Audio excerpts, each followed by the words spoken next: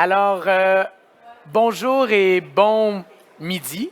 J'espère que vous allez bien. On est dans un lunch conférence, donc c'est bon midi. J'espère que vous allez bien ce beau mercredi. Nous sommes à MTL Connect, la semaine numérique de Montréal, la 5e édition sous la thématique de l'intelligence collective. Mon nom est Armand Afkami de la société Titanfile. Plaisir d'être des vôtres aujourd'hui, hier, demain et pour toute la conférence MTL Connect. Vraiment un plaisir de partager ce bel événement incontournable montréalais avec vous. Alors, nous avons un lunch conférence. On change un peu de créneaux ou de sujets. Évidemment, il y a 4 grands sujets qu'on traite sous la grande thématique d'intelligence collective, l'intelligence artificielle. Maintenant, on passe à la culture et la créativité. À partir de maintenant jusqu'à la fin de la journée, demain, on va traiter de cybersécurité ainsi que des territoires intelligents et connectés. Mais tous les sujets sont étroitement connectés, veut pas, sous la grande thématique. Alors aujourd'hui, justement, ce lunch conférence, on parle de l'intelligence artificielle, mais comment qu'elle est liée et comment qu'elle va impacter les industries créatives vers une révolution pédagogique potentiellement. Alors, c'est le sujet que vont aborder nos panélistes. Alors, je vais tout de suite les accueillir. Ils vont prendre la peine de s'introduire également. Alors, juste avant de les présenter, quelques petites notes. Si vous venez d'arriver à MTL Connect, bienvenue. Merci d'être ici. Il y a quelques expériences que j'aimerais quand même vous proposer à l'extérieur des conférences en salle. Nous avons la salle D-Box, donc c'est les gros fauteuils cinéma où il va y avoir du contenu. À chaque 15 minutes, il y a des plages horaires à remplir. Environ une dizaine de personnes peuvent vivre une expérience. Je vous invite à aller vivre ce contenu-là. Il est quand même très intéressant. Ainsi que juste à l'entrée du 6e étage, à côté de l'ascenseur, il y a une expérience immersive, audiovisuelle, tactile, vraiment assez wow. Est-ce qu'il y en a qui l'ont fait, cette expérience-là? C'est quelque chose, hein? Est-ce que vous avez donné un câlin à la... C'est weird. Moi, j'ai trouvé ça weird. Je vous invite à le faire, honnêtement. Toute la journée, vous rentrez, vivez cette expérience-là. Et il y a plein d'autres choses cool. Réseauter, évidemment, apprendre, tisser des liens avec les gens ici à MTL Connect. Bref, je parle trop. Je vais céder la parole à nos panélistes qui ont hâte de vous adresser la parole et de jaser de ce beau sujet, encore une fois, l'intelligence artificielle et les industries créatives vers une révolution pédagogique. Alors, j'inviterai tout de suite Alexandre Tourné de l'autre école Albert Jacquard à se joindre à moi, Laureline Chapelot du Centre NAD, John Blanquer de l'autre école Albert Jacquard et notre modératrice Amélie Costina-Garcia, également de l'autre école Albert Jacquard. Bonne conférence, bon panel. Merci, on les accueille.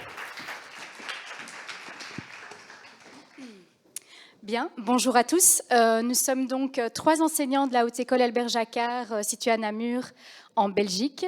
Je suis également conseillère pédagogique, c'est pour ça aussi aujourd'hui que je vais modérer et proposer les questions.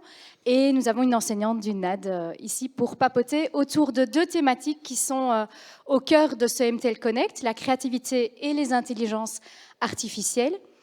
Alors, on se retrouve aujourd'hui, nous, pour papoter pratico-pratique, pratique de terrain en tant que pédagogue. On ne va pas parler du tout de théorie. L'intelligence artificielle, elle suscite beaucoup d'enthousiasme pour certains. Elle suscite aussi des questionnements, des préoccupations des enseignants sur le terrain. L'arrivée de cet outil, l'intelligence artificielle, dans nos pratiques, c'est l'occasion de se poser des questions, de remettre en question nos pratiques et de se poser en tout cas des questions en termes de défis qui soient éthiques, des défis aussi en tant qu'enseignant pour démocratiser et permettre l'accessibilité à ces outils à tous nos étudiants et également la place de la créativité au sein de nos pratiques.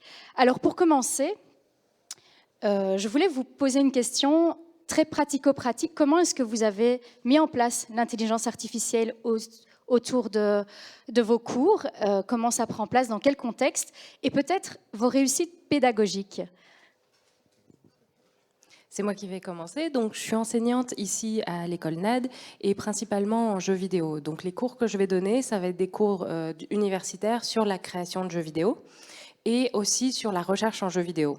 Et dans ce contexte-là, moi, j'ai choisi de autoriser et même encourager les étudiants à utiliser des intelligences artificielles génératives, style ChatGPT ou Midjourney, etc. Et donc, je leur ai dit, vous avez le droit de le faire parce que de toute façon, je n'ai pas de moyen vraiment de détecter si vous le faites ou pas. Et j'ai mis en place dans tous mes cours une sorte de petite initiation à qu'est-ce qu'on peut faire avec ces intelligences-là. Et globalement, il y a 2 cours où ça a été particulièrement intéressant. Le premier, c'est un cours de recherche où globalement, on apprend à lire des textes scientifiques. Et l'idée, c'était, quand vous faites une fiche de lecture, est-ce que vous utilisez une intelligence générative pour comprendre le texte ou pour rédiger avec? Et étonnamment, là, les étudiants ont été relativement peu intéressés à utiliser l'intelligence artificielle parce qu'ils ont assez vite compris que oui, ça génère des beaux résumés de texte, mais eux n'ont pas nécessairement compris le texte. Donc, ils ont eu plutôt un bon réflexe de conscientisation. Puis, l'autre cours où ça a été aussi une réussite, même si ce n'est pas ce à quoi je m'attendais, c'est dans les cours de création de jeux vidéo. On devait adapter un animé en un jeu vidéo. Et pareil, j'ai montré en fait avec les étudiants, on a fait un moment où on a joué avec ChatGPT pour voir est-ce qu'il est capable de faire des jeux vidéo. Donc on a demandé adapte, propose un jeu, etc. Et le résultat est un peu décevant en fait généralement parce que c'est pas si créatif que ça et c'est souvent des idées qui sont pas très abouties. Et là où ça a bien marché, c'est qu'en fait les étudiants se sont rendus compte que l'intelligence artificielle avait un peu les mêmes premiers réflexes qu'eux. Par exemple, de dire dans ce jeu, le joueur va accomplir des tâches. Le joueur va accomplir des tâches, c'est pas un jeu. Je ne sais pas ce qu'il fait le joueur. Est-ce qu'il appuie sur quelque chose? Est-ce qu'il saute? Aucune idée. Donc l'intelligence artificielle a ce réflexe-là qui va être à peu près le même que celui des étudiants. Et donc ça a fait se rendre compte aux étudiants qu'en effet, on ne comprenait pas ce qu'était le jeu et ça leur a évité de tomber dans ce travers-là. Et c'est même aller plus loin en fait, parce que ça a été une bonne expérience où ils se sont rendus compte que s'ils veulent de l'authenticité, s'ils veulent de l'originalité, s'ils veulent développer des jeux vidéo qui auront de la profondeur, ils ont intérêt à retourner à leur expérience personnelle et à éviter de faire des choses généralistes qui touchent tout le monde mais qui finalement disent rien. Donc c'était plutôt intéressant pour ça. Et finalement, ils ont assez peu utilisé l'intelligence artificielle comparé à ce que je leur laissais comme latitude. Ici Albert Jacquard, donc moi c'est John, je suis prof en design graphique principalement. J'ai décidé surtout de les inviter à travailler quelque chose au niveau du copywriting. Donc l'idée c'était à la fois de travailler leur maîtrise de la langue, la génération de textes, notamment pour des packaging, ça c'était le brief que je leur avais donné, et aussi de pouvoir conceptualiser déjà la relation qu'ils vont avoir avec un copywriter, c'est-à-dire pouvoir lui demander un volume de texte orienté avec les informations données par la marque, le briefing qu'on leur avait donné, et puis si le packaging change de volume, de format, on peut adapter le volume de texte, on peut demander de sucrer quelques lignes, augmenter, réexpliquer. Et donc j'étais assez content de voir qu'ils ont réussi à générer pas mal de choses, ils ont tous finalisé l'exercice. Globalement, je pense que dans ma classe au début, on a fait une initiation, 1 heure de cours sur comment ça fonctionne, pourquoi c'est intéressant de s'en servir, quels peuvent être les usages. Il y avait à peu près 50% de mes étudiants qui avaient entendu parler. On était au mois de mars et ChatGPT était sorti en novembre l'année d'avant. Et moins de 30%, je pense à peu près, qui avaient réellement utilisé l'outil. Et donc ça a vraiment été une occasion pour eux de mettre la main à la pâte, d'expérimenter, de voir à quoi ça peut servir, quelles sont les forces, quelles sont les faiblesses. Et je pense que sur cet aspect-là, c'est vraiment, vraiment une réussite. Ça a bien fonctionné, oui. Ils peuvent aussi s'en servir dans la réalisation de leurs mood boards, donc pour générer des images, des ambiances colorimétriques, des textures, des choses qui vont pouvoir être intégrées directement dans leur page d'ambiance qui leur servent après à construire tout leur travail, mais jamais pour produire un résultat final, par contre. Ça, on leur a strictement interdit. Merci, déjà une belle introduction pour un petit peu mesurer et prendre la température sur le terrain. Et par rapport justement aux pratiques que vous avez proposées, est-ce que vous avez en tout cas observé des limites conscientiser sur certains aspects de ces IA auprès des étudiants? Je vais rebondir du coup sur ce que je viens d'expliquer. Par rapport au copywriting, ils ont effectivement tous réussi l'assignment à la fin. La chose qui manquait vraiment, c'était l'originalité. En fait, je pense que la limite, elle réside à la fois dans les bases de données sur lesquelles ces IA génératifs sont entraînés. Et donc, il y a des choses relativement génériques qui vont en ressortir, il y a des choses qui ont déjà été vues ailleurs, au-delà des considérations éthiques, évidemment, puisque on va voler du travail de vrais copywriters qui ont fait le travail de rédiger ces choses au départ, et on va juste prendre des morceaux et reconcaténer quelque chose, un espèce de Frankenstein de nouveaux messages. Mais les étudiants ont eu beaucoup de mal. Ils ont vraiment eu facile à apprivoiser l'outil, à faire des demandes, mais ils ont eu par contre beaucoup de mal à avoir réellement un esprit critique. Ok, qu'est-ce que l'outil vient de me produire? Est-ce que ça colle aux valeurs de la marque que j'essaye de promouvoir? Est-ce que ça raconte ce que j'essaye de raconter? Est-ce que ça correspond à mon storytelling? Est-ce que ça me permet de me projeter dans l'univers de la marque? Oui ou non? Et ça, c'est quelque chose qui a été beaucoup plus difficile à mettre en avant avec eux et de leur faire prendre conscience aussi du coup, comment est-ce que je crée quelque chose qui correspond à toutes ces valeurs et qui est original, qui attire l'attention, qui a de l'impact, qui communique vraiment quelque chose. Il y a un seul groupe de travail qui a, et puis je dois être aussi honnête intellectuellement, c'est moi qui leur ai donné l'idée, qui a décidé, on travaillait sur Alice au Pays des Merveilles et l'univers de Wonderland, qui a décidé de partir sur le niveau de langage du conte. Comment est-ce qu'on peut raconter une histoire? Comment est-ce qu'on peut transformer la communication en se basant, par exemple, sur les écrits de Lewis Carroll, donc, qui est l'auteur de l'œuvre. Et ceux-là ont vraiment eu un message intéressant, avec une manière de l'exprimer intéressante. Mais pour tous les autres, on était dans quelque chose de très corporate, très, très classique, très générique. Et il y avait très peu d'originalité et de prise de conscience du manque d'originalité de la part des étudiants à la fin. Donc ça, c'est vraiment, pour moi, la limite fondamentale. Elle est surtout chez l'étudiant, et dans l'importance de cultiver son esprit critique, sa culture, sa propre imagination. C'est vraiment ça qui devient super important aujourd'hui. Oui, dans mon cas, en fait, on s'est heurté aussi à ces limites un peu plus franchement. Je fais un jeu sérieux sur le plaisir féminin et le clitoris. Et en fait, ça va montrer vite les limites de l'IA. Parce que si vous tapez clitoris dans ChatGPT, par exemple, vous avez automatiquement un warning qui s'affiche. Vous avez un attention, ce sujet, etc. Et si vous essayez d'en faire générer par Midjourney, etc., ils vont pas en générer. Notez quand même que prostate, ça passe. Même si vous mettez prostate et plaisir masculin, ça passe aussi. Donc là, les étudiants ont bien été... Et les étudiantes se sont dit, OK, il y a vraiment une ligne éditoriale dans ce qui nous est présenté. Donc ça marche parce que c'est un cas avec un sujet tabou, avec un sujet un peu marginal, etc. Mais en fait, ce que ça a permis, c'est de se dire, OK, mais l'éditorial est très fort. Ça veut dire que c'est comme ça sur pas mal de sujets, dont ceux sur lesquels vous réfléchissez peut-être moins et vous vous méfiez moins et vous risquez de ne pas être originaux et de redire des choses qui ne sont pas toujours très intelligentes. Donc là, avec cet exemple-là, ça a permis de faire prendre conscience. Mais moi, pour mon projet, c'était aussi relativement limitant.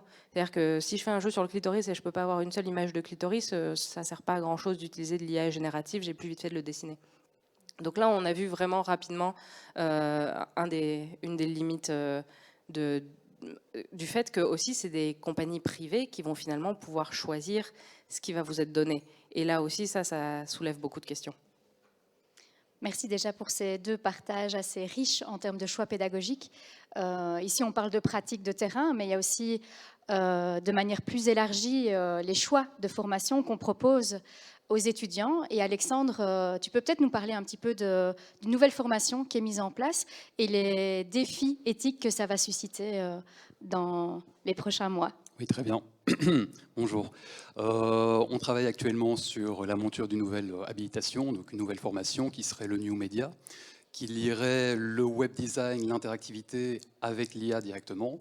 Et il y a effectivement pas mal de défis, pas mal de difficultés. Je pense que ça vaut la peine de se concentrer dessus déjà maintenant, parce que oui, l'IA ne répond peut-être pas tout de suite à tous les besoins qu'on peut avoir aujourd'hui, mais d'ici 2 ans, qu'est-ce que ça va être? D'ici 5 ans, qu'est-ce que ça va être? Donc voilà, il y a des questions qu'on doit déjà se poser. Je pense qu'une des premières questions, c'est de savoir si c'est une IA qui est plutôt de l'ordre de la génération ou de l'amélioration. Est-ce que c'est quelque chose qui crée automatiquement, ou est-ce que c'est quelque chose qui va vous assister dans la création? Du point de vue pédagogique, Chaque prof doit se poser la question pour, je pense, chacune de ces matières individuellement. Mais quand on est dans la génération, j'aurais tendance à dire que c'est quelque chose qui doit être fait de manière encadrée en classe par des profs, voir un peu voilà, le résultat final. Tandis que l'amélioration, c'est un peu comme utiliser un correcteur orthographique après avoir fait une dissertation. Vous pouvez le faire chez vous calmement. Alors maintenant, au niveau des défis, il y en a beaucoup. Je crois que le premier, le plus évident, c'est toujours le droit d'auteur, la confidentialité. On utilise des outils qui sont basés sur des collectes de données, on n'y connaît absolument rien, on ne sait pas d'où viennent ces données. On génère une image, par exemple, on génère une musique qui est basée sur des images d'un artiste qui a vraiment passé du temps à la concevoir, donc c'est un petit peu compliqué à ce niveau-là. Mais alors il y a tout un autre volet qui pourrait nous intéresser au niveau de la confidentialité, c'est oui, nous, en tant qu'utilisateurs, on utilise des intelligences artificielles, mais est-ce que d'une certaine manière, les intelligences artificielles ne sont pas en train d'apprendre de nous aussi? Elles ne sont pas en train de collecter des données. Alors je ne dis pas ça d'un point de vue complètement schizophrène, mais on a tendance, de manière générale, à prendre toujours les pires décisions possibles pour l'avenir. On ne sait pas si d'ici 5 ans, 10 ans, on ne sera pas en mesure de connecter son profil IA sur LinkedIn, à la manière des petits tests que vous pouvez faire pour, je ne sais pas moi, le langage ou ce genre de choses. Ça voudrait dire potentiellement que l'avenir d'un étudiant se joue réellement sur les 2 ou 3 premières années de sa formation, en fonction de son profil d'utilisation d'une IA, par exemple. Voilà, ça, c'est des choses peut-être à faire un petit peu attention dessus. Qu'est-ce que je peux dire d'autre dans les défis? Il y en a beaucoup. Oui, la deuxième grosse question, c'est les biais algorithmiques. On le sait déjà. Une IA ne réfléchit pas nécessairement comme un humain. Les exemples les plus populaires, c'est le jeu AlphaGo. Je ne sais pas si vous êtes familier. Ouais, parfait. On a entraîné une IA pour être capable de battre un jeu. Au final, elle y est arrivée, mais pas du tout de la manière à laquelle on s'attendait finalement. Et c'est pas nécessairement un problème de l'IA en elle-même, c'est plus au niveau des instructions qu'on a demandé à l'IA. Alors si je reviens dans le monde de l'enseignement et du numérique, du graphique, on pourrait très bien demander à une intelligence artificielle d'adapter, je veux dire, une photo et de la rendre dans un style impressionniste à la Monet, par exemple. Alors elle le ferait très bien, les petits coups de pinceau, etc. Et puis à la longue, on va se rendre compte, peut-être beaucoup trop tard, que oui, elle a fait les bons coups de pinceau, mais peut-être qu'au niveau de la teinte, au niveau de la saturation, elle a utilisé des pigments qui n'étaient pas du tout possibles il y a X années. Et en fait, à force d'utiliser une IA sans vraiment faire attention, on risquerait de réécrire un petit peu la réalité sur laquelle vont se baser les futures IA qui proposeront des futures œuvres impressionnistes, par exemple. Là, c'est juste un exemple, évidemment. Alors là aussi, il faut faire très attention. Au niveau de la pédagogie, maintenant, fatalement, une autre question à se poser, c'est la dépendance technologique. C'est où s'arrête plutôt le travail de l'intelligence artificielle, où commence le travail de l'étudiant ou de l'étudiante. Est-ce qu'un étudiant dans le métier X doit être capable de produire quelque chose, même s'il y a une coupure d'Internet, même s'il y a une coupure de, je sais pas moi, d'ordinateur, d'électricité? Encore une fois, c'est une question qu'il faut se poser, je pense, de manière très individuelle. Un conducteur de taxi, si sa voiture tombe en panne, c'est un petit peu compliqué, c'est normal. Voilà, un médecin, les premiers secours, c'est peut-être cool de pouvoir les donner, même s'il n'a pas la 4G. C'est un peu, voilà, c'est un peu la question à se poser par rapport aux matières enseignées. Alors la dernière vraie question la dernière question qui me tient vraiment à cœur, c'est au niveau de l'égalité des chances, on va dire ça comme ça. Aujourd'hui, l'intelligence artificielle est gratuite, ça ne durera pas vraiment parce qu'elle coûte en ressources, elle coûte en argent. Elle est gratuite parce qu'elle apprend autant que nous apprenons à l'utiliser. Ça veut dire que dans le monde de demain, on pourrait avoir différents forfaits pour différentes intelligences artificielles, différents niveaux de perfectionnisme, de perfection, parfait. Quid des étudiants qui n'ont pas nécessairement le portefeuille parental derrière? Est-ce qu'un étudiant va être dévalorisé au niveau de ses capacités, au niveau de sa formation, parce qu'il n'aura pas eu les mêmes chances qu'un autre étudiant? Là, c'est vraiment quelque chose qu'il faut garder à l'œil, quoi.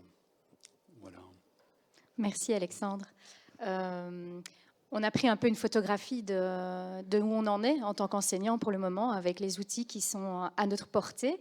J'ai peut-être une dernière question à vous poser, c'est vous demander, tiens, justement en s'enrichissant ici de pouvoir partager nos pratiques et nos réflexions pédagogiques, en s'enrichissant aussi des formations continues et des événements comme aujourd'hui, comment est-ce que vous percevez votre futur métier et quelles sont vos stratégies là pour les années futures avec les étudiants au sein de vos pratiques d'enseignement?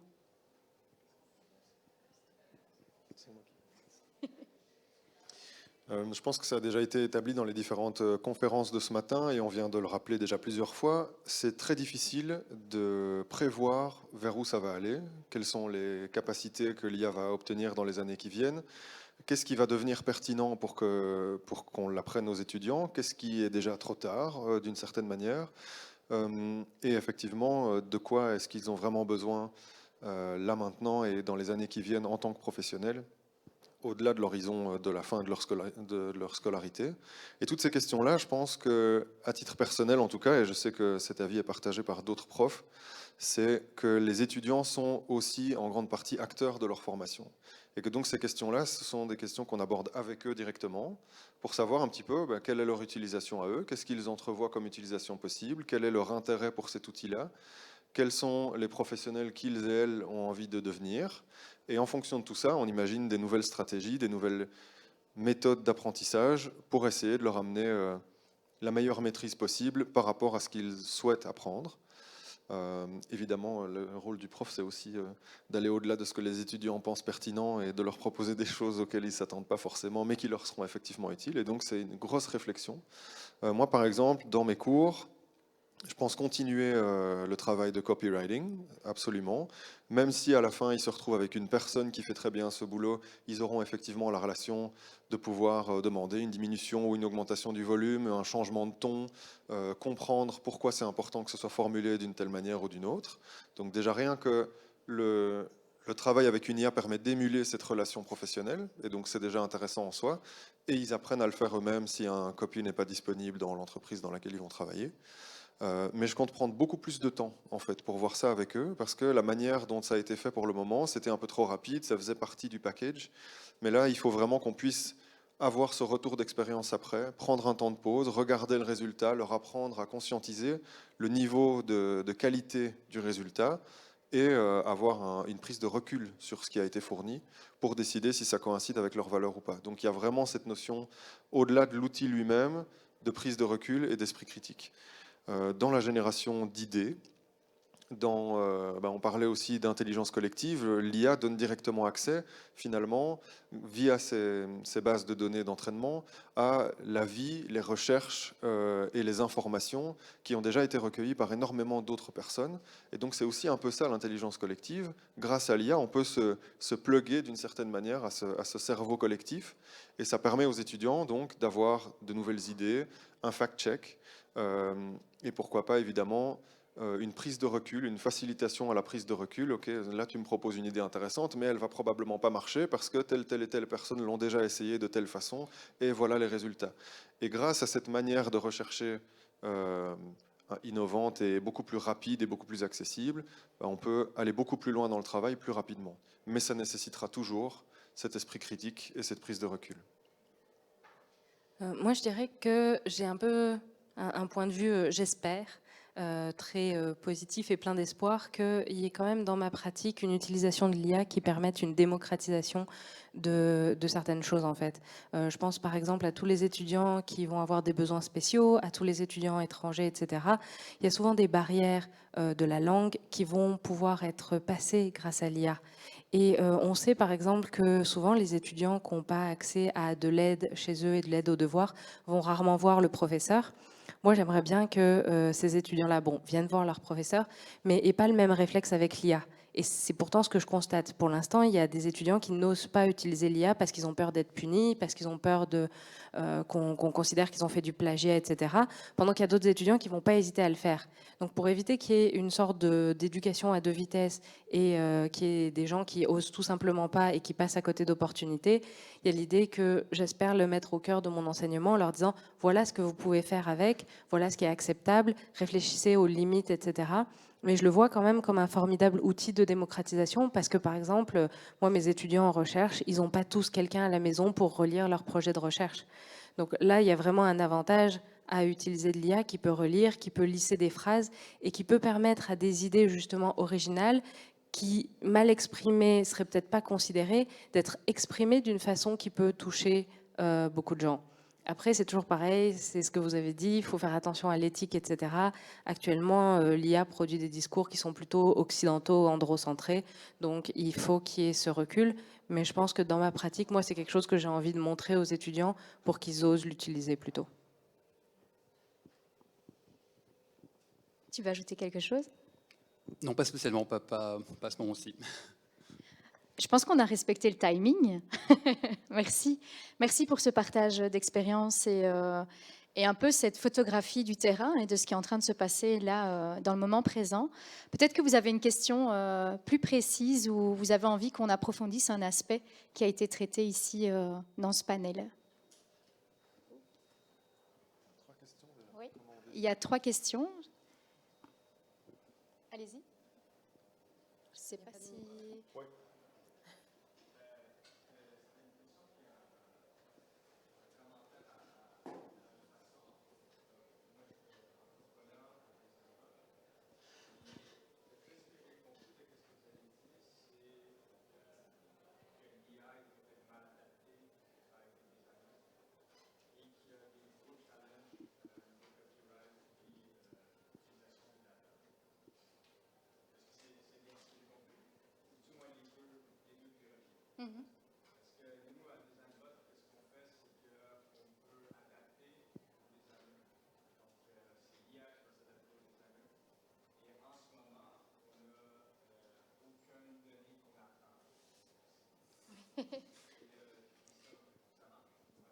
Non.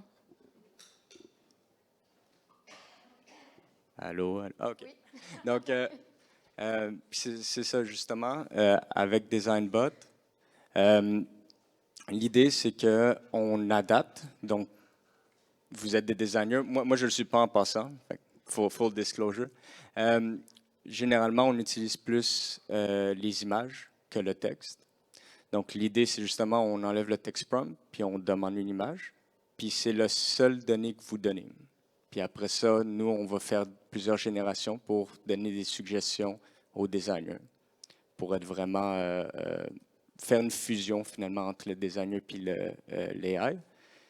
Et justement, le pourquoi, c'est être en communication avec des designers pour voir qu'est-ce qui est acceptable dans l'IA pour inclure dans votre fonction de votre workflow. Donc, c'est pour ça que j'étais comme moitié question puis moitié commentaire surtout. Bah, moi, j'ai une petite réponse à ça, c'est j'aimerais bien que les logiciels me disent plus d'où viennent les choses. Si ça serait quelque chose qui m'aiderait beaucoup, parce que ne serait-ce que, par exemple, je veux faire du néo-baroque pour mon jeu, je demande du néo-baroque à l'IA, elle me sort du néo-baroque, elle prend probablement des choses de différents architectes, etc. Pour mes étudiants, ça serait vraiment bien qu'ils puissent consulter ces sources. Donc en fait, avoir un peu plus de vision sur le processus, actuellement, c'est vu comme super secret, genre non, on ne sait pas ce qu'elle fait, etc. Mais pédagogiquement, ça m'aiderait vraiment plus de savoir d'où viennent les choses. OK, c'est super. Merci. Il y avait une autre question? Oui, bonjour. Je vois un peu que vous travaillez avec des étudiants qui sont quand même plus des adultes, là, des jeunes adultes. Nous, on travaille plus dans le milieu avec des jeunes enfants au primaire, au secondaire. Quand vous parlez des certaines stratégies, on prend pour acquis que ce sont des adultes qui ont déjà un certain esprit critique. Comment est-ce que vous aborderiez, vous, un peu l'IA avec des jeunes qui n'ont pas totalement développé ça, qui ne savent pas nécessairement tout ce qu'ils lisent, ils ne vont pas vraiment pouvoir différencier le vrai du faux. Donc, je suis curieux de savoir un peu vos stratégies ou votre point de vue sur ça. Et moi, je pense que l'IA, c'est un média. Et donc, en fait, ça passe par l'éducation aux médias, que ce soit n'importe quel outil numérique. Ça passe par, à un moment donné, des activités de réflexion qui développent l'esprit critique. L'IA en fait partie, comme utiliser toute autre source, en fait. Je pense que c'est... Le focus, il n'est pas nécessairement sur l'IA, il est plus sur l'éducation aux médias, là, actuelle. Moi, vous me donnez presque envie de vous retourner la question. En fait, comment est-ce que vous, en tant que formateur des jeunes générations qui savaient du coup à quoi nous, on va être confrontés quand ils arriveront dans nos classes dans 15 ans, comment est-ce qu'on doit déjà réfléchir nos formations en sachant ce qu'ils sauront eux quand ils vont arriver? Ça m'intéresse aussi. C'est une question rhétorique ou je réponds?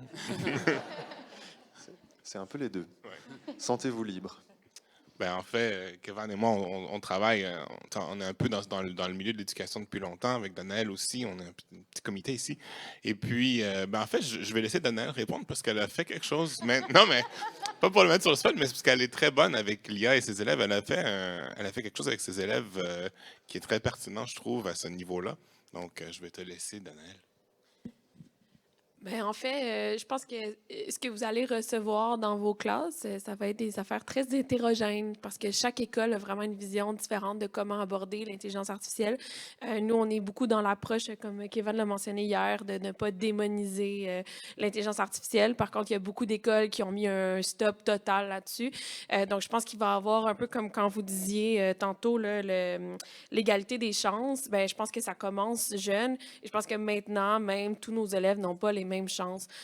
Donc, ça, c'est un message que je pense au Québec. Peut-être qu'il faudrait se poser la question dans le domaine de l'éducation, mais c'est encore très récent et on sait que le domaine de l'éducation change très lentement.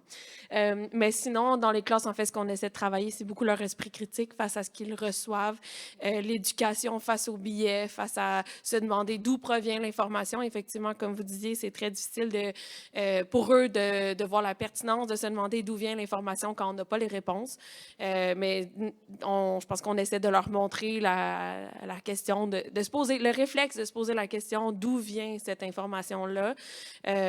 Mais c'est ça, il reste beaucoup de chemin à faire et on part avec des élèves qui sont très jeunes.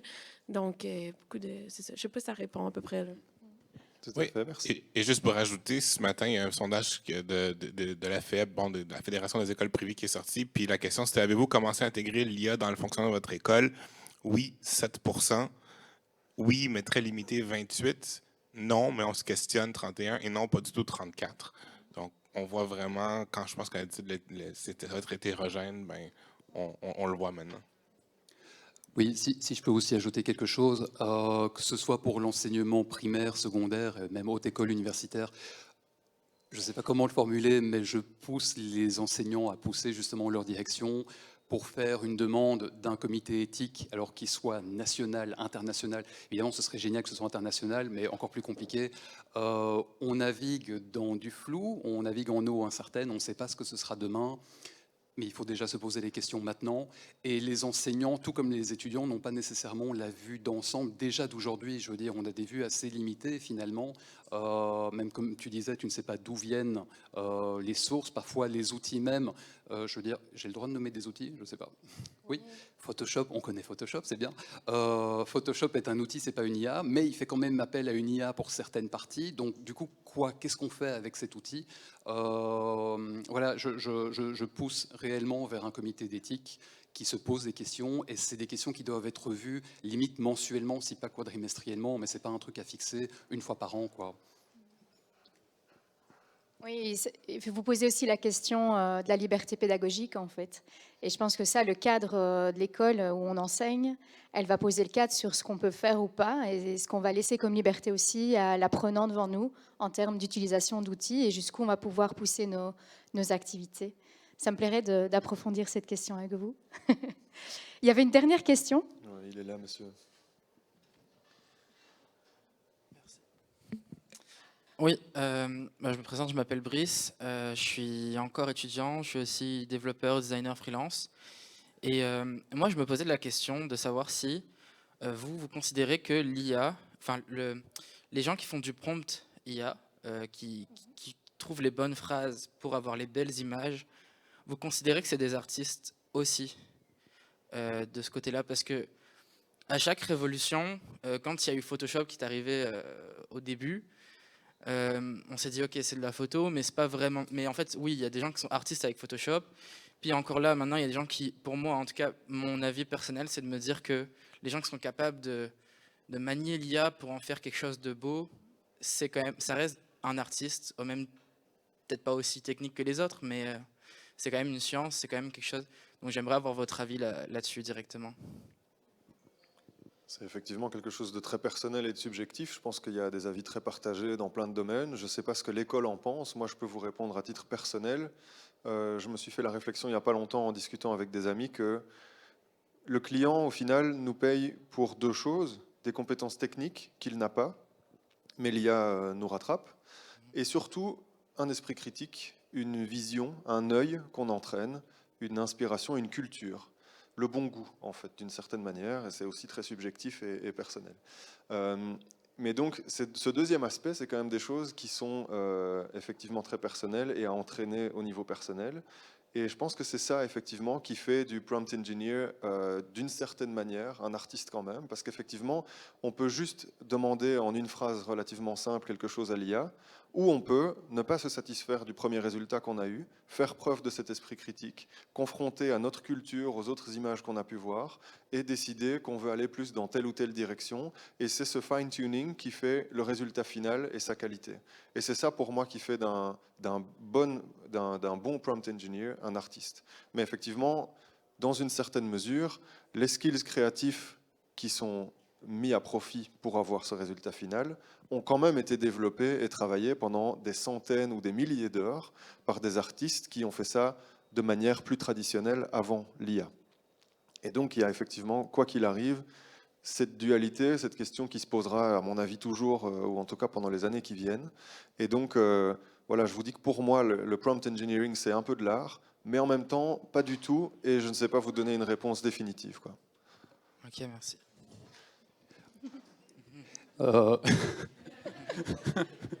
Oui, je suis tout à fait d'accord avec toi.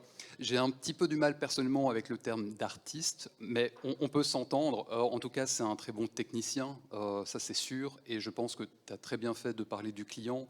Le client lui-même va essayer les IA. S'il arrive à faire la même chose que toi en un clic, il n'y a plus aucune raison de t'engager, ou même pour que le métier continue d'exister. Donc c'est absolument capital en tant que représentant de ton métier de t'approprier l'IA, de l'utiliser. Après, tu peux faire le choix éthique de ne pas le faire, mais je veux dire, c'est de savoir quelles sont les possibilités et en quoi ça peut te propulser plus loin que le simple clic du client ou du cousin du client. Enfin, tu vois le principe. Je comprends. Mais je pense que, si je peux faire un petit commentaire, là où on creuse l'écart avec la personne lambda qui va juste taper une phrase, je vais donner un exemple concret. Moi, je le vois parce que pour trouver des clients, je fais des vidéos sur TikTok, Instagram, des Reels, où j'explique des choses, j'apporte de la valeur, puis en échange, il y a des gens qui me contactent pour faire leur site web en général.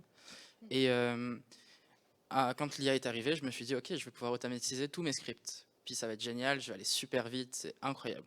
Puis je me suis vite rendu compte que c'est clairement pas au niveau, puis, enfin, de ce que je juge bien en tout cas, et de mon style à moi d'écriture.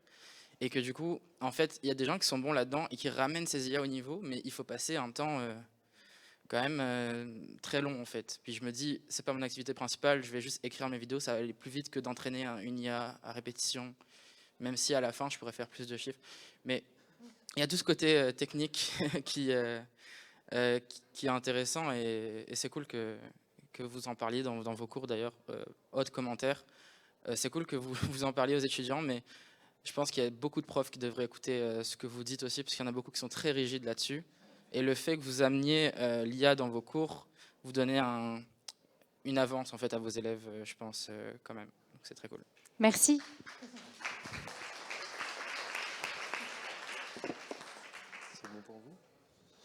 Oui, je pense qu'on va juste en profiter pour vous remercier vite fait. Je vois qu'on n'a plus le temps, mais on pourra en discuter à l'extérieur avec grand plaisir. Merci à tous et toutes d'avoir été là. Merci aussi à nos étudiants et à nos collègues qui nous ont suivis en live.